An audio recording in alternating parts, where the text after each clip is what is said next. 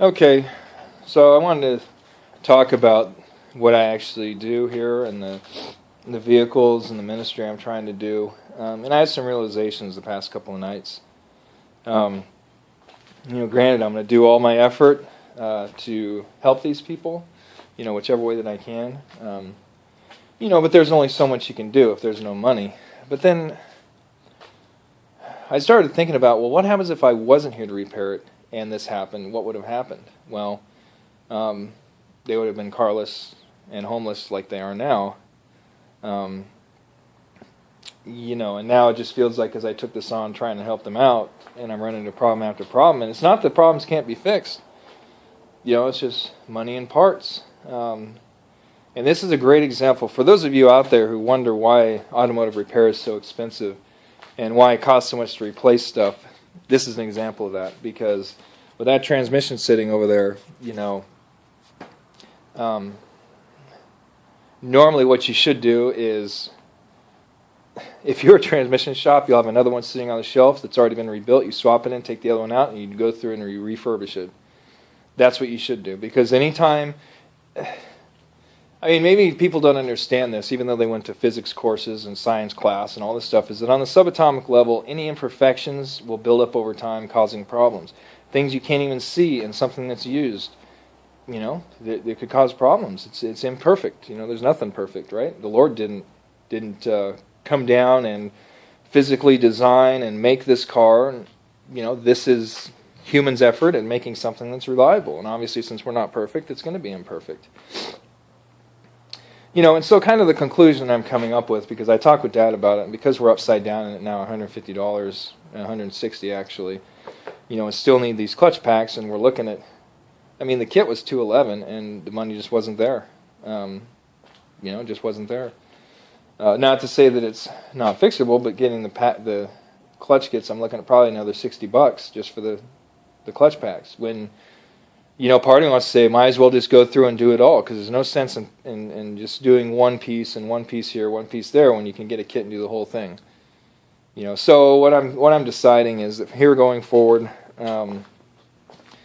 if I have to pull the engine or transmission out of the vehicle, I'm not going to work on it.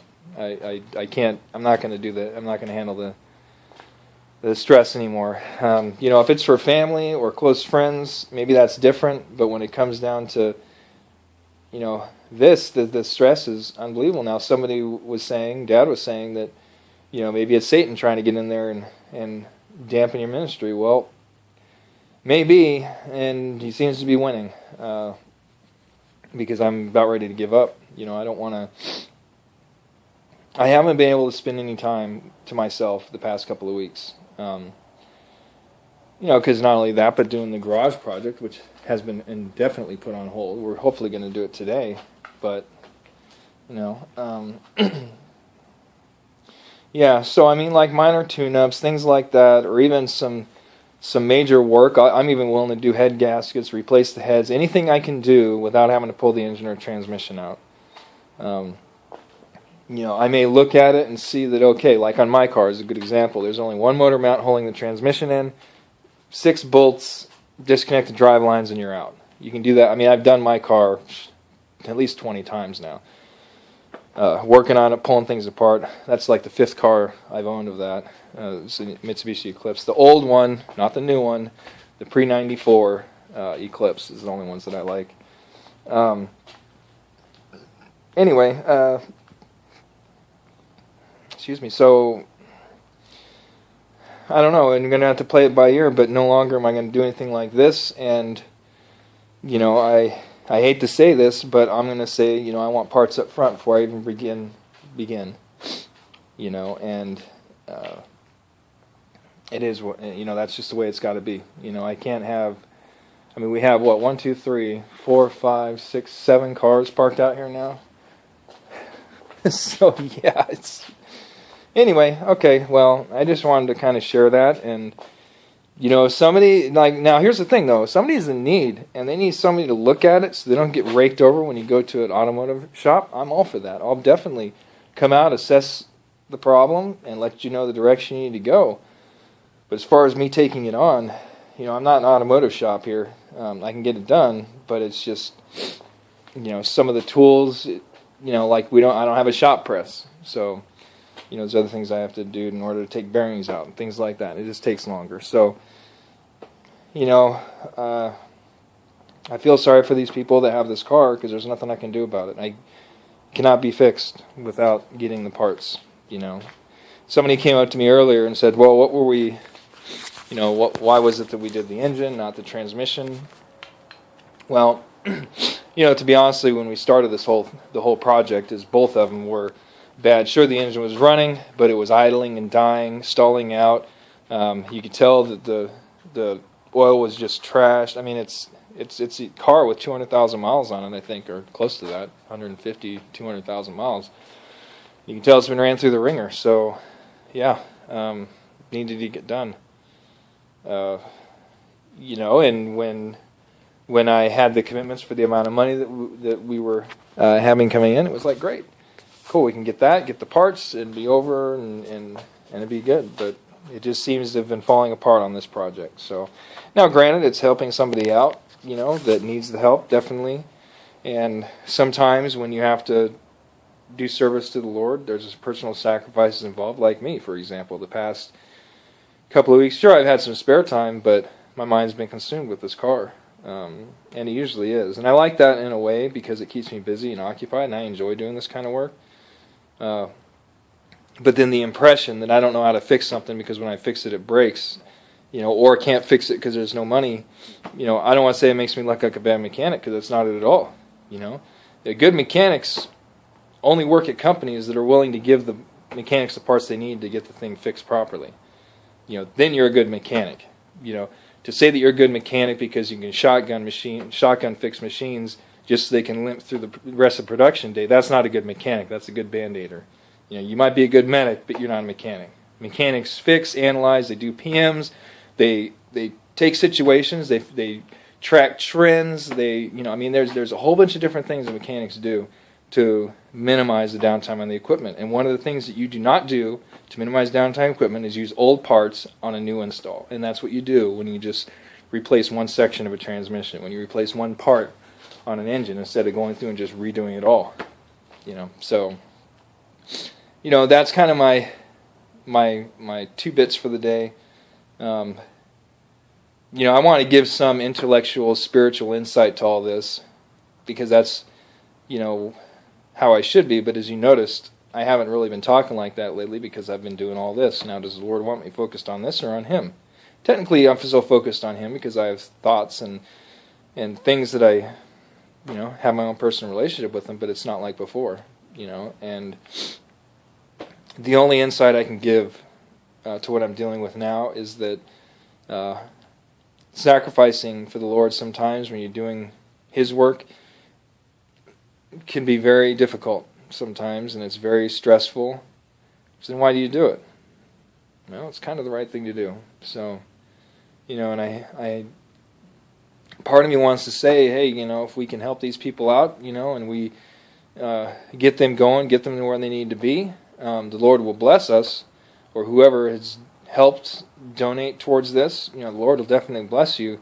Sometimes the monetary gain, the Lord will repay in non-monetary gain, and we don't want that. We want the money. So, I don't know.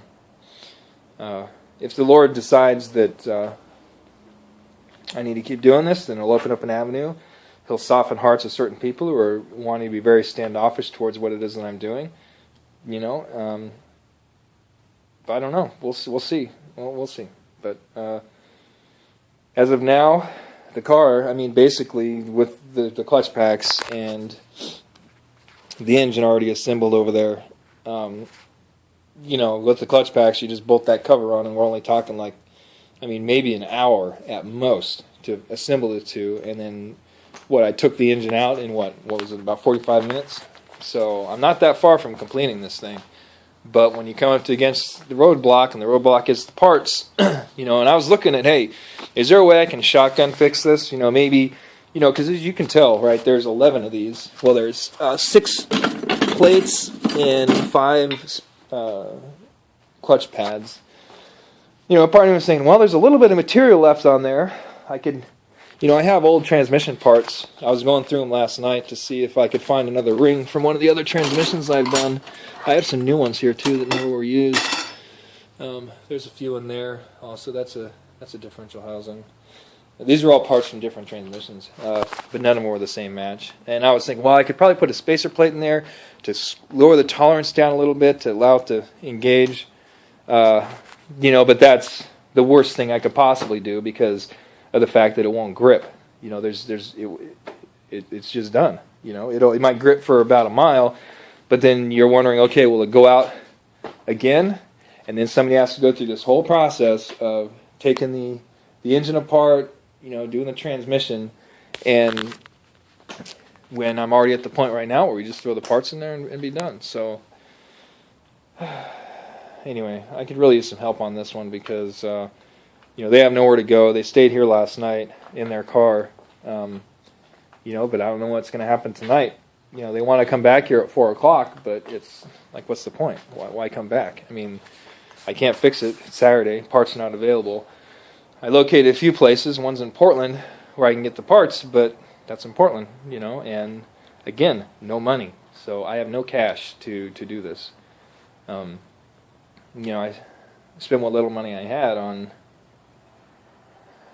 this. So, it's okay. I mean, I'm not, I guess, okay, here's the thing. I'm not like stressing out and worried about it.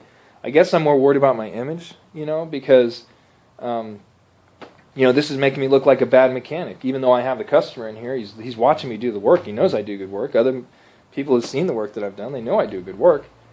But then other people who aren't involved in the situation look, oh man, he's been working on the car for a long time. He must not know what he's doing. Well, you know what? If you want to give me $10,000 to have as a cushion fund to help people like this who are in need, who need the vehicle because he has cancer treatments, then great. I would be able to fix cars within a couple of days. Unfortunately, I don't have that kind of resources or somebody backing me in that way, so, it is what it is. But the interesting thing is, maybe this is a way of telling us, the Lord's saying that, vehicles aren't all that important. I mean, how long were we able to get along throughout history without a vehicle? And so is it really that important for them to have the vehicle?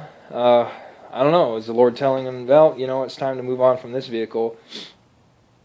I don't know. I don't know why do we analyze it like that? We try to question it instead of just going with the flow and saying, okay, Lord, here's what you had planned for me, and here's what we got going, and because it's not a lost cause. They think, oh, my car's broke down, I can't do anything. Well, we got about a $750 motor sitting right there. That's a 6G7 too. That's the same engine. Well, this is a single overhead. This is the same engine that was in my 3000 GT, but the 3000 GT has a double overhead cam.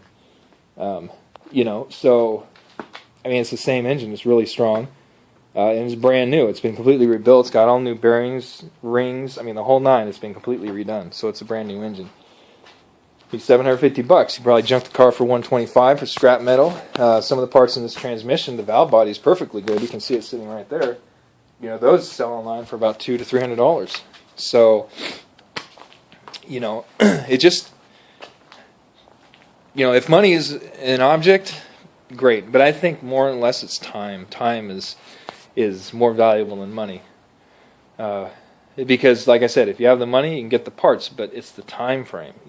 How long will it take for the parts to get here? And I'm really frustrated right now because I'm going to make some phone calls to see if I can get some parts. What I'm going to do today is I'm going to go through and clean up this garage. I mean, it's a disaster zone, and I was originally trying to get this done before the folks got back from vacation, which was about 2 weeks ago. So, it's just been hectic. Anyway, so I hope you have a good day, and I'll talk to you later.